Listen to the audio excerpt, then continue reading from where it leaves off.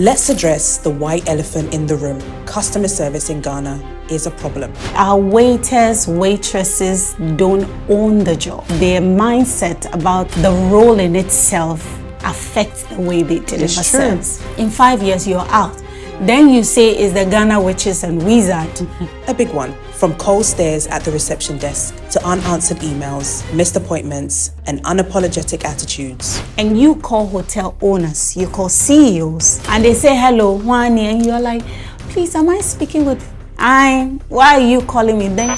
Poor service is quietly costing us millions and our reputation. If we know how much we lose, it's billions of cities. But what if I told you that one woman has made it her mission to change that narrative? My first tip was $1,000. What? On this episode of the Diaspora Conversation Podcast, we sit down with a powerhouse, Priscilla Wellington, a certified customer services strategist, hospitality consultant, NLP practitioner, and an award-winning CEO of Customer Service Africa. To us, customer service is cost. Why do I need to train the people? Because some of them complain that they're not getting paid right, it's based on commission.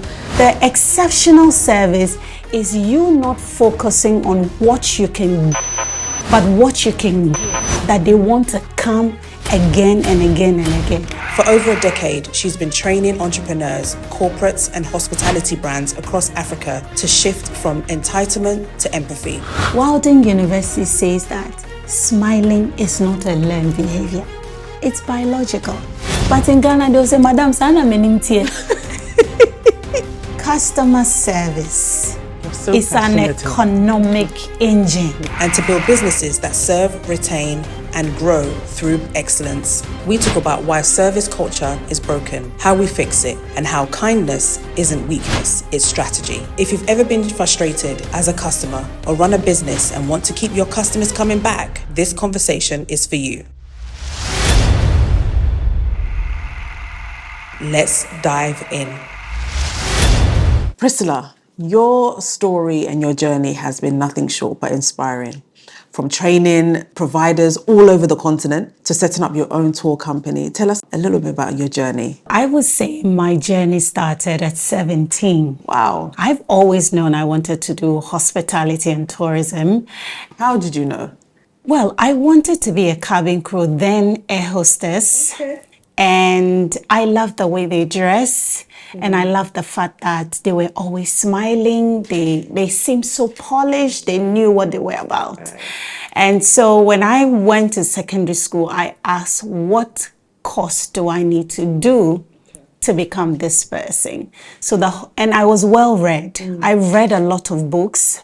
And so that really inspired me. So at 17, I knew I wanted to be either a cabin crew or work in the hospitality space. Okay. During school, I was baking and selling. And instead of carrying it on the sieve, as we do in Ghana, hawking, which I did at some point, I came up with a new strategy. I was going to dress, keep my cake in a basket, and when I see a group of people, I come and I say, good afternoon, I have cake. Wow. And then I just open it up, hoping that the smell will get them. Entice them. And I was doing well because it was something new. You have this beautiful lady who is well-spoken and is selling cake. It wasn't really, and there was a funny aspect to it. When I go to the markets, the women like, my cake and then I'll pay brofo sensei. You know, but I had a dream. And fast forward, I went into hospitality. I work in hotel. I'm honored to be one of the staff who started the African Regent Hotel. Fantastic. And they train as well. I'm a product of training. Wow. They invested so much in us, and I saw the impact of customer service. My first tip from customer service delivery was $1,000. What? Yes. $1,000. $1,000 from the late Dr. Frederick Phillips. He was just fascinated about how excited I was about the service.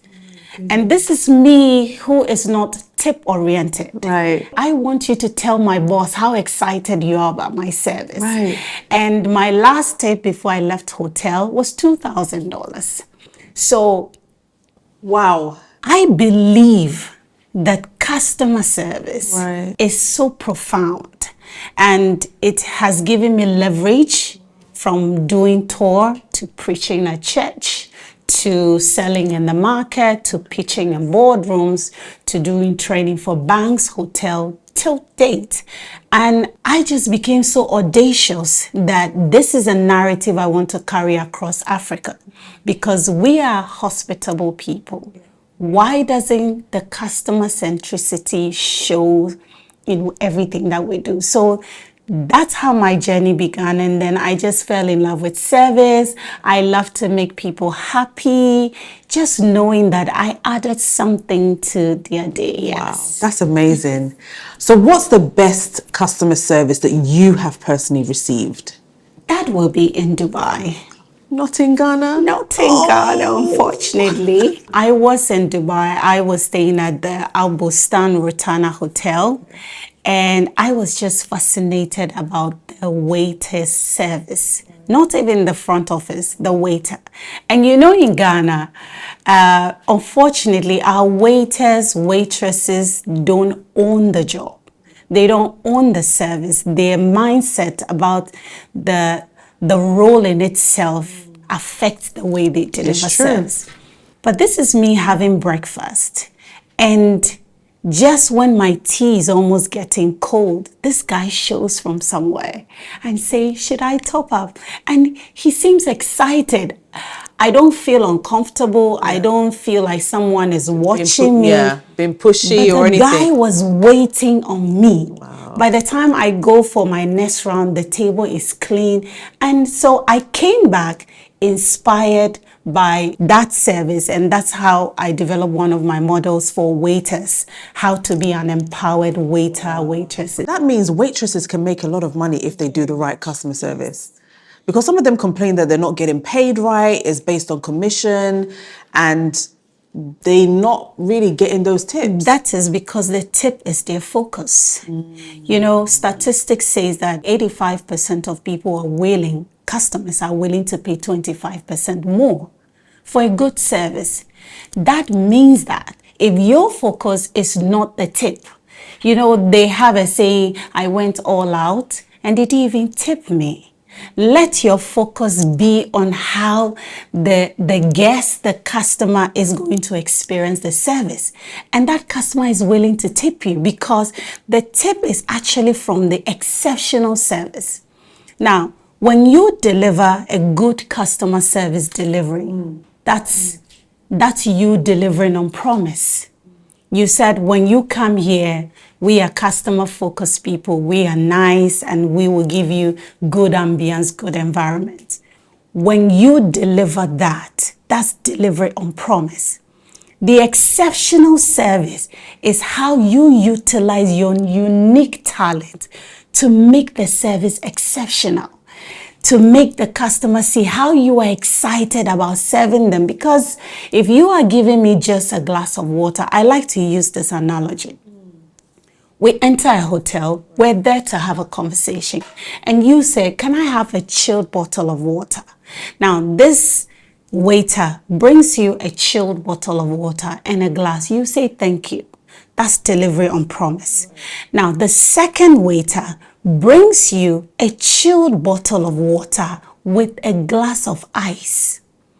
You will say, but I didn't ask for ice. And the person will say, yes, I know, but because you guys are talking, I'm thinking the water will get cold. You will be, wow, you may have bought that water for 15 cedis, but you give her 50 cedis and you're like, keep the change. That's you wait, because the person was proactive enough. They anticipated. They didn't just deliver on promise. But trust me, maybe you were even saying, why is water 15 cedis? Why is it so expensive? But you're willing to tip someone times 3. So the exceptional service is you not focusing on what you can get from the customer, but what you can give and how you can make that experience so memorable that they want to come again and again and again. And that's how you make your tips. Wow, I love that. I love that example, actually. Customer service is not just in hospitality, right? I'm a pediatric nurse, and a lot of people that you come in contact to, you have to have all of these skills as well. How you make people feel. Their child is sick in hospital. People always say that Ghanaian nurses are the worst when in Ghana, and that they feel as if they don't have any love in them. These are some of the comments that come out. Have you heard of those examples, and how do we fix it? Customer service and empathy goes hand in hand. So I will get to the nurses part. Right. Now, customer service is not just a soft skill. It's a survival skill. Customer service is a powerful economic engine. It's a growth strategy. Now, if you are in the health space, we want you to be empathetic. Empathy is built out of your ability and willingness to see from someone's lens, to try and understand them, try to really understand what it feels like to be in their shoe. Now, if you are a health worker and you're not empathetic, you don't even understand the power of your smile. You don't know that your smile can make your patients be better. You don't even know if that's the last time you're seeing that patient, and you don't go out of your way to make any kind of impact. That's really sad, because I grew up knowing that for you to be a health worker, you have to be someone special to God. Sure. Yeah, we're all special people, but that extra something. Yes, that compassion, that willingness. When I was having my first son, there was this nurse I met at the Lighthouse. It used to be called Lighthouse Hospital. I think they've changed. She's called Esther. She's this cute, and I had my first child through cesarean section before having the rest through normal birth. And this lady, the way she takes care of me, the way she cleans me, as a woman, it doesn't feel so comfortable just being there. But she does it so well that I'm so comfortable. Sometimes I'm like, oh, I can't. She said, no, mommy, don't worry. And all these people get the opportunity to be taken away from us because, Ecclesiastes 9 verse 10 in the Bible says that when you find something to do with your hand, do it with all of your heart. Don't do it with some part of your heart and like subpar service. Like, go out and do it well, because there is a reward for it. And I believe that in Ghana, across industry, people have become money conscious. And when I say money conscious, it's not a bad thing to want to make wealth, but our knowledge or our understanding of wealth is just in cash. But there's wealth in credibility. There is wealth in creating experiences, because out of that experience, you get referrals, you get recommendation, you're building a network that you can rely on. So it's very sad, but that's where we are. And I'm hoping that this platform, or the people that are watching across Africa, especially in the health space, will begin to develop more empathy and understand that the way you treat your patient, the way you effortlessly deliver that service, the way you show up in the morning, like you are the medicine, not the pills they drink. You are that sunshine. Then we're getting to some result across, that space. I have loads of examples of really bad customer service, and I feel that they are not taking the business seriously. In terms of, in the UK, I remember I ordered Nando's. It came and it wasn't what I had ordered. And so I called them and I was like, look, this is what I ordered. This is my receipt. It says on it, this is what I got. And they were like, okay, we're going to bring you your order. Is there anything extra that you would like? And I was like, extra? Okay. Oh, can I have this? They're like, no problem. And they sent it. Ghana, I ordered Bordie and Kontomire. The guy came and bought Bayere. Yam. And yam and garden eggs. I'm like, That's this not is, what you ordered. Yeah, this is not what I ordered. Oh, madam, I'm sorry. Okay, so Yeah, are you changing Are you going to it? change my food? What are you going to do? He's like, madam, I'm sorry. And I was like, why are you saying you're sorry? This is not what I ordered. Madam, if I go back to the kitchen, I can't. I'll lose my job. And so you, as the person that's buying the food, you feel guilty. If I do something, this guy could get sacked, right? And two, he's not even willing to like change the order or speak to the manager and say, look, I made a mistake. It's happened over and over and over again. You make an order. I want, madam, can I have jollof rice? Oh, we have jollof, but the chicken that you want, there's no chicken. Okay. What else is like, there's no like other options that they give you. It's like there's nothing. There's no service. There's no service at all. Yeah. And there's been different instances where I've gone to buy a washing machine. I've entered, one of the stores. I'm like, oh, where's the washing machine? Okay. So I turn left. And you go there. And I still can't find it. And I'm like, oh, excuse me, the washing machines is over there. Okay. So I go there and I'm like, oh, I can't see 10 kg. Do you have 10 kg? Madam, is there. It's like no one wants to pay attention to you. So I leave the store and I go to a different store. And you leave with the money. I leave with the money. So I go to a different store and I'm like, oh, I'm looking for a washing machine. And this person takes me to the washing machine and says, which one are you looking for? There's a silver one, there's this, there's that. So there are people that are doing it, but it's just the hassle of one, being put off, two, feeling guilty that you've even come, right? You're hungry. This is, when you put in your mind on what you want to eat. And then it changes. And it changes. It's like your whole mood switches. How are you addressing these things with your training? Because it's really bad. So the sad thing in Ghana and Africa is that business owners don't want to invest in training at all. But the reason they don't want to invest in training is because they don't see the long-term benefits. So they see training as cost versus seeing it as investment. When you train your staff, you empower them. When you train your staff, you're building loyalty out of them. When you train your staff, it's like a legacy. You want to be remembered for something. There is no employee experience. That's also one. And then those that are making effort to even train their staff, they say, Priscilla, if you train your staff, then they go away. Well, there is a saying that when you train your staff well enough, they will leave. But if you treat them well enough, they will stay.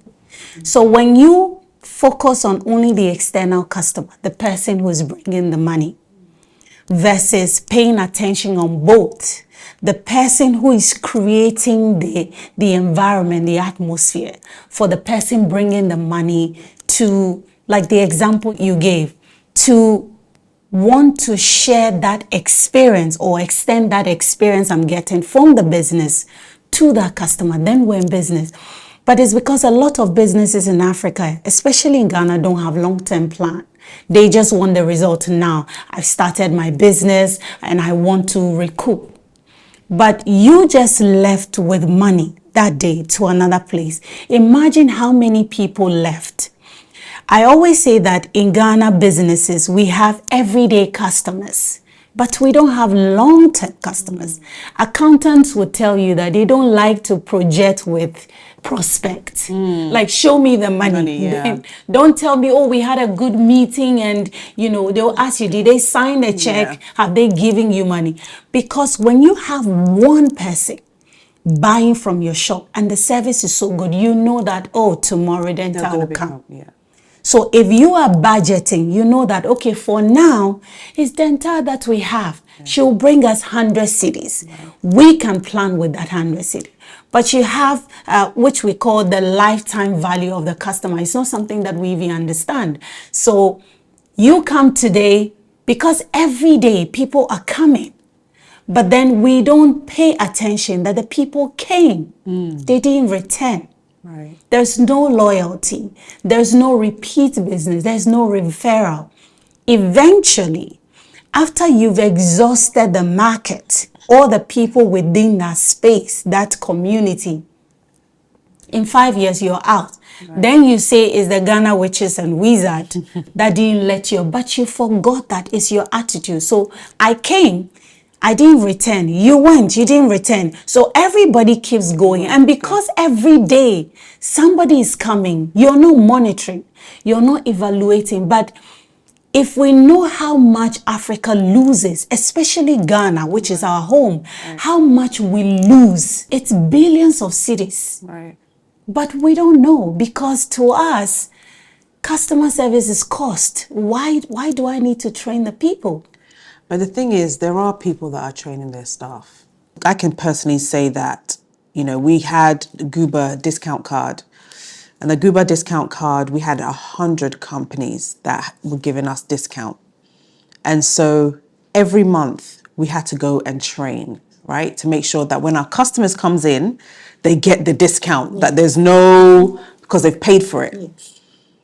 So I kid you not, every time that we went round, every single month that we went round, there was new staff all the time, and they didn't know. Even though that the 10% discount was there and it says Guba discount 10%. They said, Madam, I don't know what it is. So people would come in, even I would try and pay, and they'll be like, no, Madam, we don't know it. And I'm like, but it's sitting there. And so the turnaround in our hospitality industry is over the roof. Now I'm seeing an influx of Ghanaian owners, business owners, bringing people from Togo, Nigeria, Ivory Coast. Even the seamstresses are now, you're seeing that they're not actually using Ghanaians. Why do you think that is? It still boils down to training and it's culture. Culturally, we've accepted mediocre service. I grew up in a Ghana where it's such an honor to be respectful to adults or even kids. Now, you see, customer service is not just being polite, being nice, it's the respect and dignity that you give to somebody else. It's the value you place on the person. It's the premium that you place on that person. Now, culturally, we've lost that. Somebody start business, so I see you doing something, the next time I want to do it. I've had the opportunity of interviewing people since January till now. And I'm onboarding them and I'm asking them, what do you want to do? So, Madam, the business they work for, they want to start that business in the next 1 year, in the next 6 months. And this is somebody who is not well trained, who doesn't even understand the job. And one important thing that I've seen, which made me to introduce a certain model in our training. If you are having training with us for the first time, you will always go through, who are you? Who are you being? What are your core values? And how do people refer to you? Or who do people say it? Because I realize that a lot of people don't know themselves. That's one. So there is no emotional intelligence. There is no adaptability to even the company they're in. If you don't have values, how do you understand a company's value? Do you even know what it stands for? I mean, it's just, if you have a company, you should have vision, mission, core value. So that's how they see it. But if you're somebody who know yourself, that this is who I am, this is who I'm being, it's easy for us to say this is who we are as people. And that translates into the business. Oh, we are this, we are this. But then the person we're being, which is continuous, which is everyday investment in becoming that person that you say you are, in making sure that the business becomes that vision and mission that is there. It's bounded by the core values that is said. That's the only way we can get everybody to go. So we don't do proper orientation. Somebody join your company and they just give them job description and that's it. But you see, simply put, I've been here for 5 years. I'm now with Guba. And nobody takes the time to say, Priscilla, here, this is, yes, we know you're qualified, you have this kind of experience. But in this office, in this environment, this is how we want it to be done. And if people within the organization, 5 years, 10 years, they're not bringing value, they're not adding, I don't think people will like me for, I'm not saying sack them, but give them opportunity to grow. And if they are not growing, then they are not fit to be part of your brand. Because the people that are going to come, they're zealous, they're passionate, they're excited. They'll say, oh, take your time. You just came. Oh, we've been here.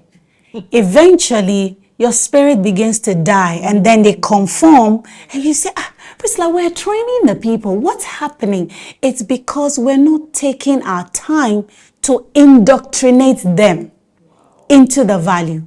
In this office, integrity works. We don't want you to lie to our client. We want you to face it. I have an acronym, I say LIP, which is dealing with customer complaints. Now, if you are a boss, we want you to listen, empathize, apologize. Now, apology is not acceptance. It's something we don't understand.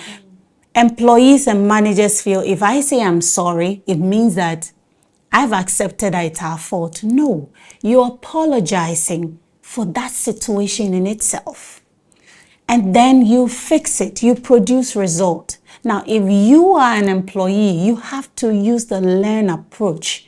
You listen, you empathize, you apologize, you rectify and notify. So you weren't there, but something went on with your guests, the company's guest. By God's grace, I was able to deal with it. I need to inform you. But you see, we're not so empowered. So I'm like, if then so we hide it. But if I tell you, Mr. Kofi was here, this and this happened, he wasn't happy, but we were able to rectify. You said, okay. Then you place a call to, oh, Mr. Kofi, I wasn't around, I came, I had this and this. Mr. Kofi will be wondering, oh, wow. Because you care so much about the client that the boss is even checking up on me to ensure that I'm okay. So we need to take our time to invest not just in training. The company is your child. Lead by example. Don't just tell me, demonstrate. Don't speak ill of the client to us and expect us to do likewise. The sad part of it also is that when it comes to telephone etiquette, a lot of managers fail. I've had the opportunity of doing telephone mystery shopping with the help of the Ghana Hotels Association in 2019. So I was supposed to call all hotels in Ghana with the exception of Upper East or Upper one of them. And you call hotel owners, you call CEOs, and they say, hello, Wani, and you're like, please, am I speaking with, why are you calling me? Then you say, oh, I'm so and so, I'm calling. They're like, oh, sorry, this is my other number. What do you mean this is my other number? Oh my goodness. So you speak differently on your other number? Because customer service is attitude. It's your attitude. Hey, it's not something that you have to wear and put it down. Yeah. And then It's you. It's you. Right. It's basic life skill. It's a survival skill. If you go somewhere and you're lost, you have to humble yourself enough to ask someone. Right. But if you're proud, you don't lead by example. You're not even courteous enough to say, good afternoon, this is Priscilla. How may I help you? You just say yes. And you can pick numbers from Instagram. These are businesses' numbers that are represented there. And they say yes. And then later they say, oh, this is not out. So why is it there? Yeah. That's customer service issue. So from the CEO to the cleaner, if we all understand that there's only one person, you wake up in the morning, you dress, and you are excited for this person that's coming. It's like standing at the airport. You haven't met the person, Right. but you have a placard and you have to be nice. You have to be excited. You don't need to know it's dental that's coming. Then you're nice. I'm always doing mystery shopping. Find time. Don't just do orientation for 1 hour. Invest in it like a new mom.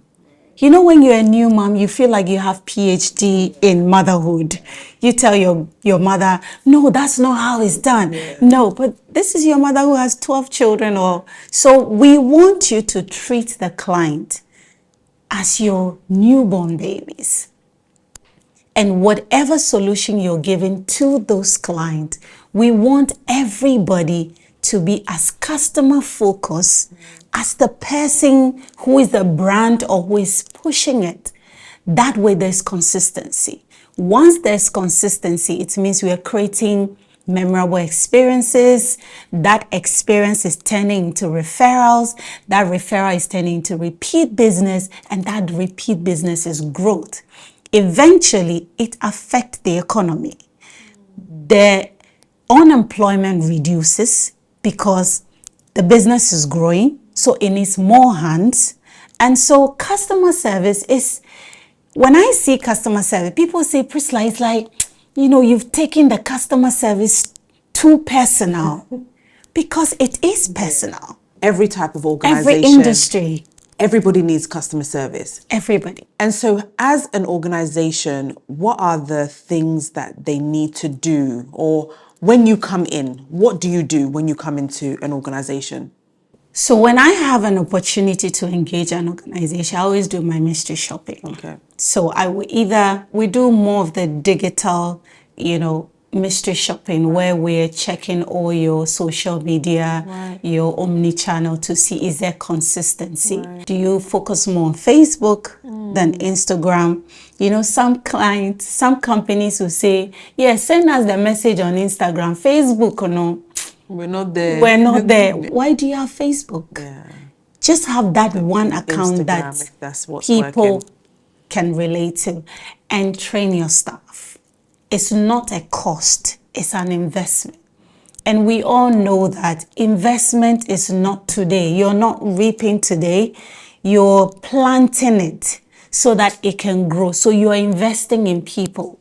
Even when they leave, those are ambassadors that you're planting across the continent or the industry. They'll say, oh, I work with Priscilla. If you work with Priscilla, you have to smile. That's a referral for me. Someone just reach out to me and say, oh, you did training for us, so and so, can you do? I don't even remember. But that's what we want you to do. So after we engage you, we do the mystery shopping, we do the needs analysis. What do you need? Why are you doing the training? Some people get excited. They're like, oh, we want to do customer service. And as October is coming, which is when we have our flagship event, you see everybody with customer service quote, customer service that. But customer service is not only October. It's from January to December. So when we do the needs analysis to see where you're lacking, what do you need? Is it internal empowerment? Is it clients complain? Is it upselling? Can everybody in the team sell? Or is just sales and marketing's problem? Now, when you train your staff, they're so empowered. They're loyal. They're happy about the job. And they will deliver exceptional service. So you don't have to spend money doing marketing, doing advertisement, because those people are doing that for you. So we will always have that. If you want to invest the in-person training, that we charge because it takes a lot. So now I don't really do the in-person because people know me. So if I come and sit there, they kind of suspect me. But I have a mystery shopping team. They will call you. They will come there. We have metrics that we measure. Product knowledge, smile. Wilding University says that smiling is not a learned behavior. It's biological. But in Ghana, they'll say, Madam, sana menimtie. Oh my God, I've heard that so many times. What do you mean, sana What do you menimtie? mean? Once you come to work, we want you to wear work. if you are introvert, you can still be an exceptional customer service professional. The only difference between an introverted customer service professional and extrovert is that with the extrovert, they are naturally excited. So it's not work for them.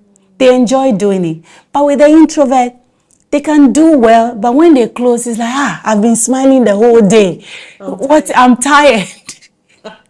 That's just the difference. Sure. But they can do well. And so please invest in training. With the flagship event in October, let's talk about which is the International Customer Service Summit. This year will be the 4th edition.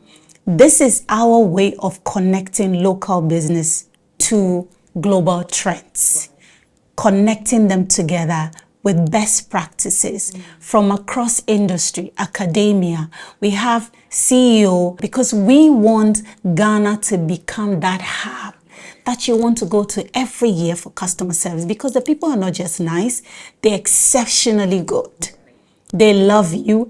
And then we're not just doing corporate customer service summit. We're doing customer service from the grassroots, from the trotro driver to the market woman, to the retailer that you buy and they say, Madam, we don't have change. And they give you that eye contact and body language. What are you going to do? Yeah. And then you're wondering, so should I take the money away? Yeah. And that's how we lose businesses. And it frustrates me. Like, why don't we see that? I'm coming to buy 20 CDs. You turn me away. Yeah. So the whole day you turn 10 people away. That's how much? 200 CDs. But you say, Madam, we didn't sell today. So we're going to the grassroots. That's customer service. It's an attitude.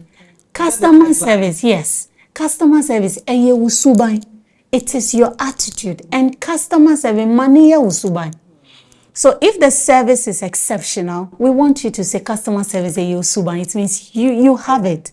If the person gives you bad service, tell the person that customer service is an attitude, and it should be your attitude, so that we will not just add up to the tourism agenda beyond the return. Right.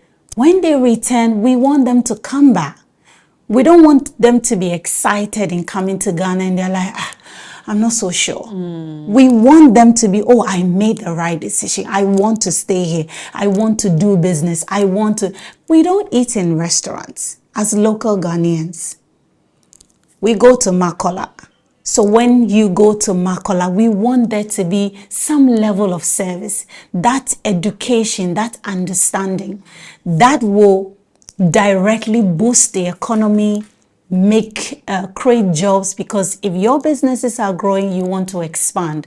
And that will make people want to come home more and stay at home, build businesses here, and just make Ghana the gateway to Africa that we are, but with more return on investment. Wow. I think you're doing an incredible job. I think you're even a therapist. Like, you're just speaking to me. I'm just trying to soak it all in, because everything that you're saying is true. And I think we also need to do better, as you mentioned, about investing in our people, investing in our staff, and making sure that they're learning, right? Because sometimes you're right. Some people have been there 4 or 5 years. They're comfortable.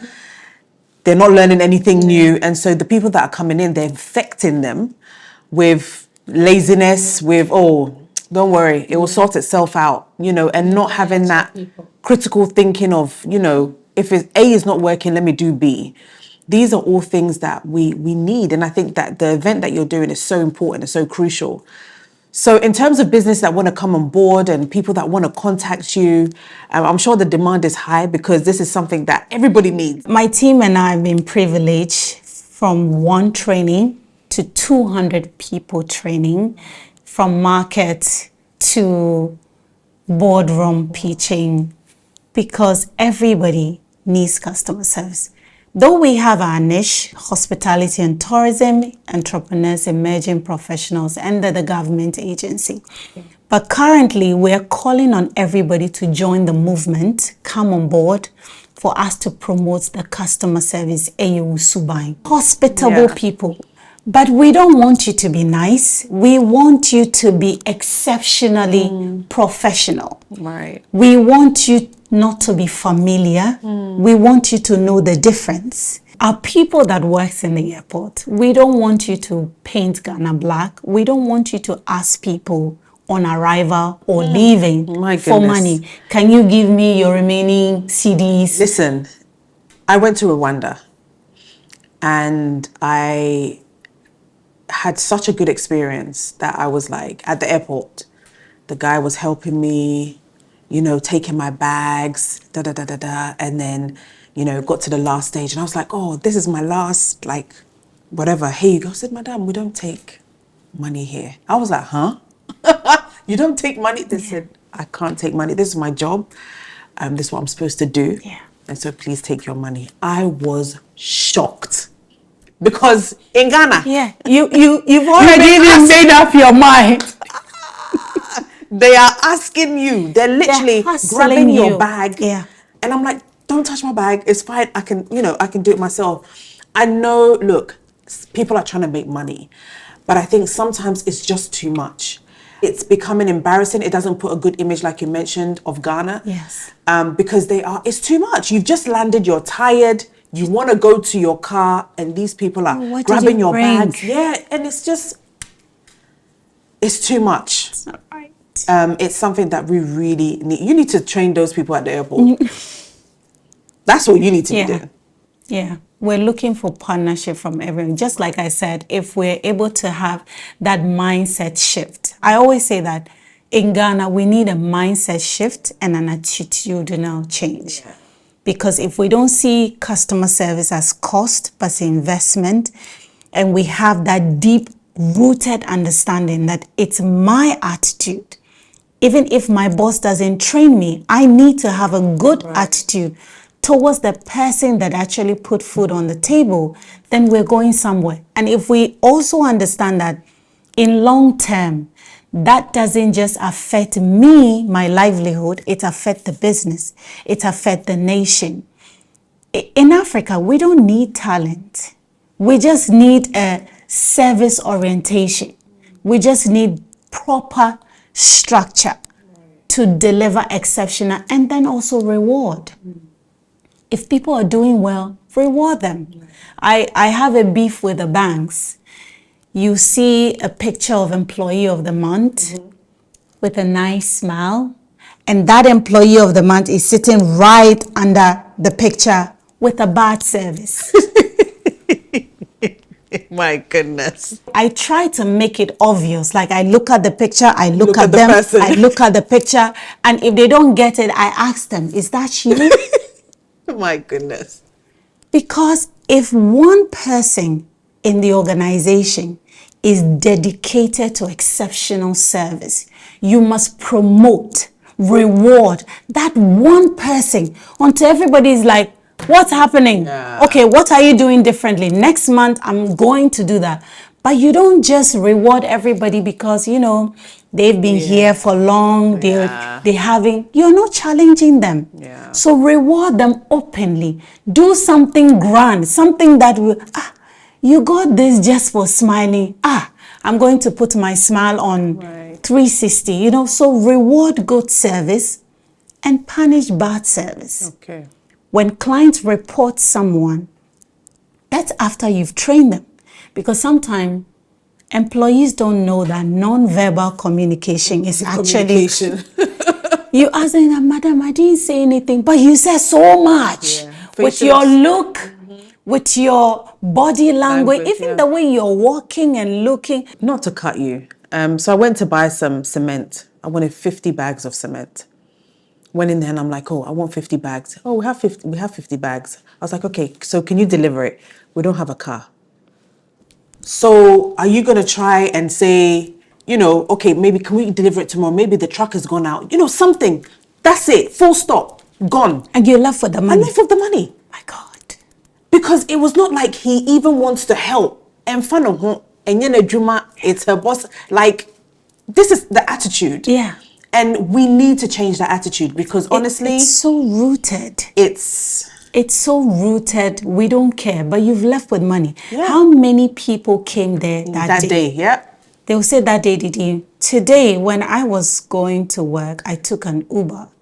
And on the way, I think there was a gentleman in the middle of the road. Right.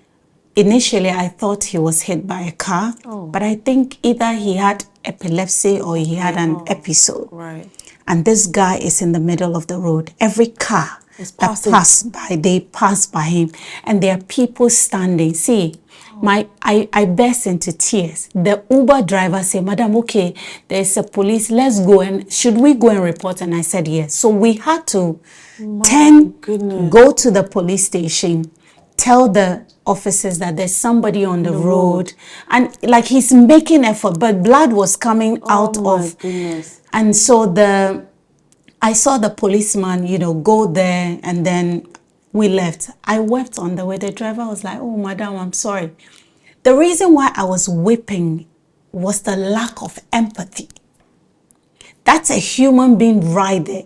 If I wasn't dressed going somewhere, even at that, I did something about it. People were just standing there. My goodness. And I'm thinking, imagine it's my family member. Nobody is there. If we have that orientation, because every car, every car that I'm gets... surprised though, because one thing though that I always say about Ghana is that if your car breaks down, they'll come and help you. That was before. When I started driving in Ghana, as a woman, I felt that women were the most pampered people. Because even if you're smiling, if your car breaks, the men just come around. But the women are becoming overly empowered. Not a bad thing, but I don't know how they're perceiving, or I don't know how some people are walking in that empowerment. Okay. So now men don't want to help you on the road because a driver is asking a lady to join the main road. And this woman is just like this. Forward ever, backwards never. They don't look left. They don't look right. They look straight on. You will be honking. And a lady did that to me. So I'm empathetic towards the men. I was in pain. Like I'm honking. I'm like, I'm not even going your direction. I'm actually going the other way. And the gentleman ahead had given me way to, and this woman just came and parked there. And I'm like, she didn't care. My heart, I'm like, why? So you see, it's becoming a culture. Hey. Lack of empathy. We just don't care. It's me, and me. Oh, dear. So the employers do that. The employees do that. We do that in the churches. We do that in the government sector, and on and on and on, until we take a stand. I love to do training in the boardroom, in the hotels, in the nice places. But the frustration was why I went to launch a Yosuba in Medina Market. Wow. And I asked the drivers, customer service, you see, the drivers also have something to say. They say, Madam, sometimes when some of the passengers come, they look down upon us. They treat us like we are nobodies. Right. They insult us. So it's not just from one angle. You're educating the drivers who are the quote-unquote employers because they have to carry you. Let them have that understanding. My car is my office. Can you bath? Grooming is a customer service issue. Early in the morning, our maids don't bath. My son said he will never sit in a trotro ever again. But when you travel overseas, he said the smell that was in the trotro was just too much. He's never sitting in there. So I'm looking for, the deodorant partners, the toothpaste and brushes partners, so that once we educate the people, we can let them know that even for yourself, look good, feel good, and, circle, cry. Don't be doing circle, cry, and then we want it. So I went to my friend's office, and he had a big spider on his wall, and I was like, oh, why have you got a spider on your wall? And he said, once you understand how Ghanaians think, like Kukua Nancy, then you understand Ghanaians. I was like, why are you saying we're all Kukua Nancy? He's like, yeah. We grew up on Kukua Nancy stories. Kukua Nancy was deceitful. He was a liar. And all of these traits, he feels that Ghanaians are those traits, that he's selfish, etc. Do you think that what he said connotes to customer service? No. Okay. And yes. Okay. He's speaking from his experiences, and his experiences are valid. However, we're not Kukua Nancy's stories. Yeah, those are the stories we grew up. But I also see it from another light. It's the lack of forgiveness. We're in this kind of cycle where you do me, I do you, because I was good, I meant well for you, and you betrayed me. Now, I've been compensated with a good person, but because of that experience, I extend that experience thinking that makes me wise. And I give that experience. So it's just a cycle that's going on that we need to break it. I am not Amma, and Amma is not me. Yes, it's painful, it's scary, but courage is not the absence of fear. So yes, there is bad service. You receive bad service here, but can you give somebody else an opportunity to prove themselves? And we can't give up on each other. We can't give up on people. And I still strongly believe that Ghanaians are great people. They just need that eye-opener. Ghanaians are also working from a place of pain, betrayal. There's so many things that also happen behind the scene. Right. So if people are not well-oriented, they are not empowered, they don't feel that I'm loved, they don't feel like you don't see what I bring to the business. They feel like they're just occupying space. So if you're coming, I'll do something. If you're not there, I'm not going to do anything. But if we let them know that, you see, when you come, you only smile. But when you don't come, the whole place is gloomy. So your smile adds up to some. Your smile lights up the place for everybody else to work. Because people are dealing with a lot. If somebody is, their kids are home, no school fees, their rent is due, and you're asking them to come to work and be this amazing customer service person. I can do that because of orientation, exposure, training, and the understanding of the long-term benefit I get from it. But this person has not been trained. And even the environment in which they are working, they don't even know what value they bring to that place. They feel that they have value, but the treatment of the employer, even the way things are within the structure, everything tells me that, you know, we don't really care about you. I just need, even if you leave today, I'll get somebody. But if we as business owners can do better, COVID has taught us a lot. This year, after being in my office for 3 years, we moved home. And on Mondays, we have strategic meetings. What are you doing? Where are you going? Who are you following up? Within the week, there is a system designed by my HR where I know what you're doing. I don't micromanage you. And then on Fridays, we do brainstorming and training. Now, when you see a problem, you must come with a solution plus the problem. Don't just tell me there's a problem. So what can you do about that? And then once a month, we have an in-person meeting. Right. Because people show up, but they don't do anything. Yeah. It's not you micromanaging them that will give you the result. What works for you? How can they bring their full potential to the table? What can I do for you? And how are we evaluating? We do training, we don't monitor. So you pay me $5,000 to come and do an amazing training, and that's it. No measurement. Right. No nothing. But if we're measuring, okay, before there was 100% complaint. Right.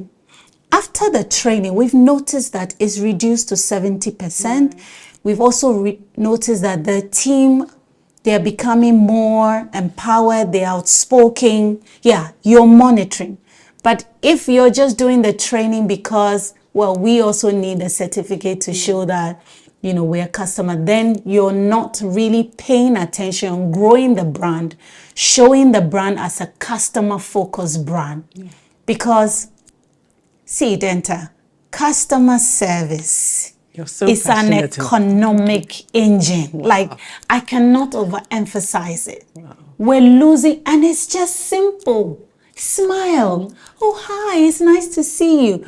We don't need to be besties as employees to deliver. You're not my bestie, but you're my teammate.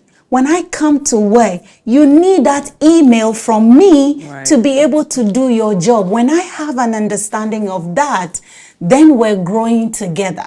Could it be IQ? Could it be common sense? What is it that's stopping us from really thinking and coming out?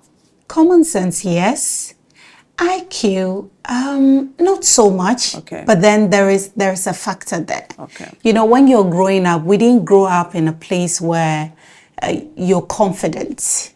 If you're speaking to an adult, you have to be looking downward. You have to have your hand at your back. Right. And those of us that are millennials, I have a 7-year-old girl who is always telling me, and sometimes I have to hold myself because my old upbringing said, no, you can't talk to me like that. And I'm like, well, I'm teaching her to express herself. So we've not been taught to express ourselves. We don't have guidance in expressing. Like, if my son asks me a question and he didn't ask it well, like he spoke to me like I'm his classmate, I said, Josh, you know what? You're right, but I don't think the way you asked mommy that question was right. You can ask me this way. We didn't get that. So that's where the problem is. Okay. Sometimes we think that, okay, let me be nice. If I'm nice, let me pretend and I'll get away with it. Right. But I think that Ghanaians are very intelligent. Yeah. I used to think that the people that works in government, they're not so, intellectuals until I started dealing with government officials. Wow. And I was like, oh my God, these are people who are intelligent, not just no book. Right. But there's a system that kind of, I don't know what the system does to them. Whether it's the bureaucracy, they don't have that room to really do things in a very innovative way. Because I went to the government sector to deliver a lecture, and luckily I had a friend who was there. He said, no, Priscilla, you have to address it this way. You're addressing it to this person, to this office. Wow. And I'm like, oh, so you guys are this serious. So why are we not seeing it? So it's the system. Okay. It's not that their IQs are not high or they're not intelligent. Common sense, we need to have more common sense. But I think that it's the culture, the upbringing, but then we can change. I definitely think that there can be change. And I think, again, this is where I put it to the diaspora. This is an investment opportunity, right? We don't have customer service schools. We don't have all of these type of schools that can train you in this. I mean, you're doing it as a single person. You have an organization, but there needs to be more because you can't do it all alone. 32 million people. Right? Then we need people in the northern region. We need people in the Ashanti region. And so this is an opportunity for you to come and start customer service training here. Look, I know we've said the negatives, but I will end on the positive. Ghanaians are amazing people.